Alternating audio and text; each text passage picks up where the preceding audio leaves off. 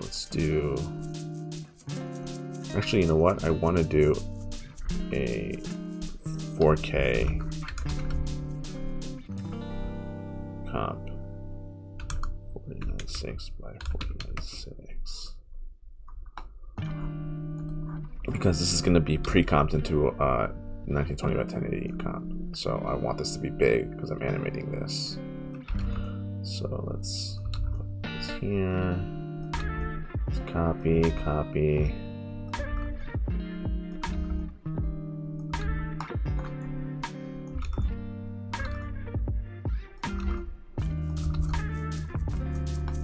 Cool.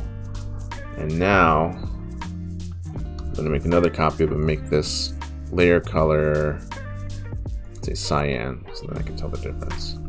Switch to add. Put that there, copy, put that there. I might make the streak thickness a little thicker, but go back to that after I animate this.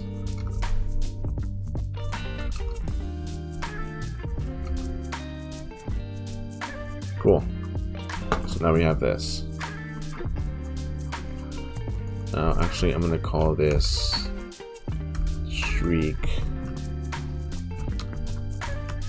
copies.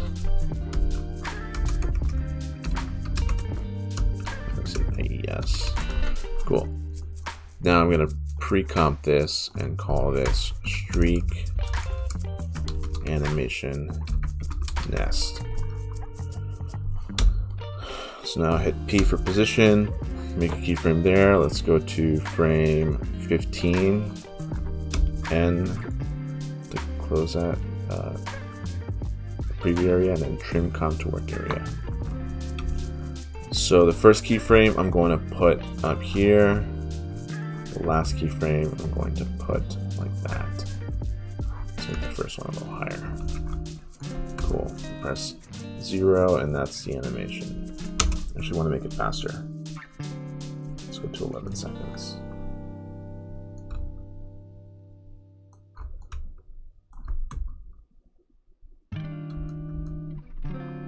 Let's go to 10 seconds.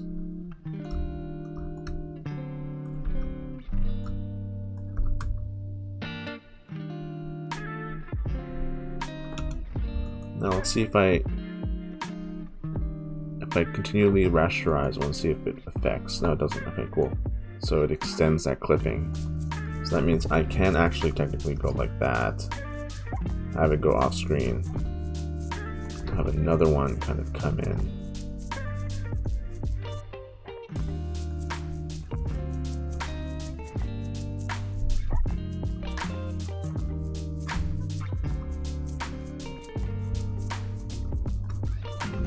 This is at 4.5 plus 4.5, that's 9.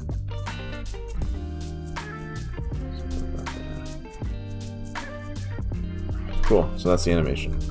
Now I will throw this in another comp and I'll call this streak animation master.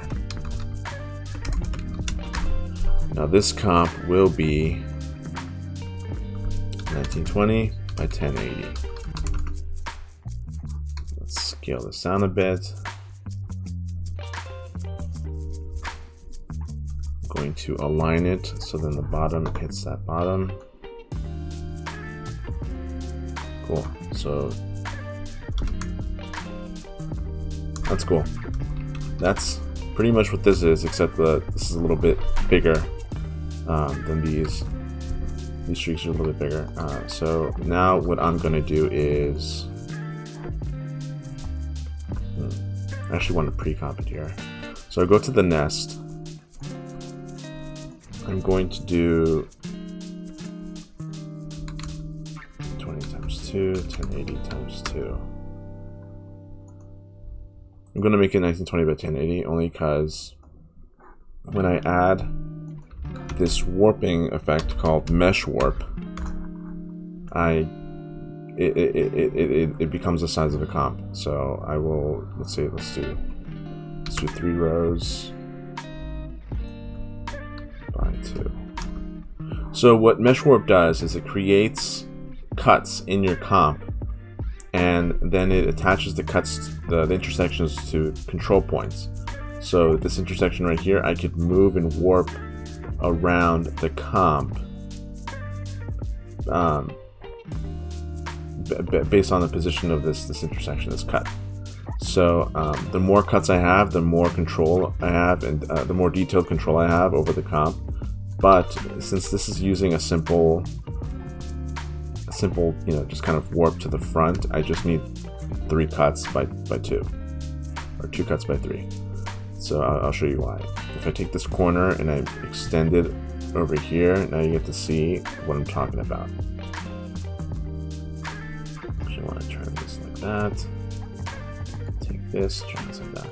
Now Mesh Warp is a great tool, except these controls kind of suck, because if I miss, like if I'm like a couple pixels away from the control point, I'm automatically kicked out of the layer control. So I have to click the layer again, click the effect, and then I'm back here. So let's see what this looks like so far.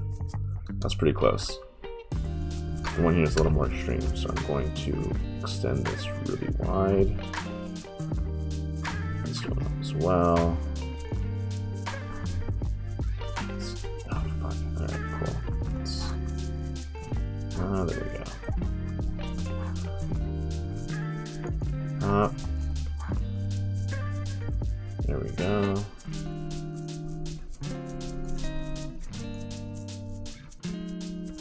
Lower this down a bit.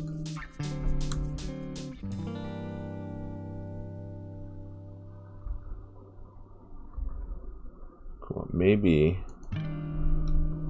I can lower these. If I shift select all these, and then I can shift arrow key down, I can move them all at once.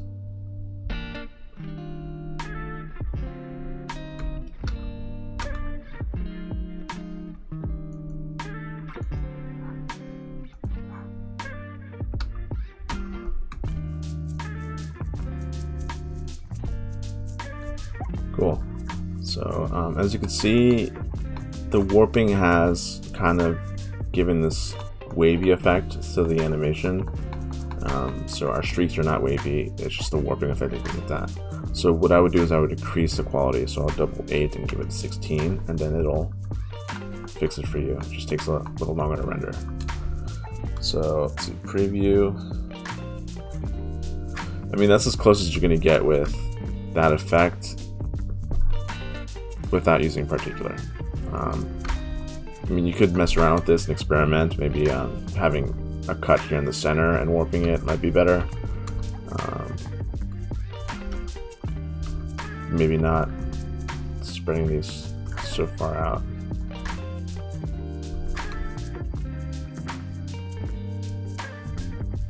So that's it for this tutorial. Hope you liked what I made and found it very helpful.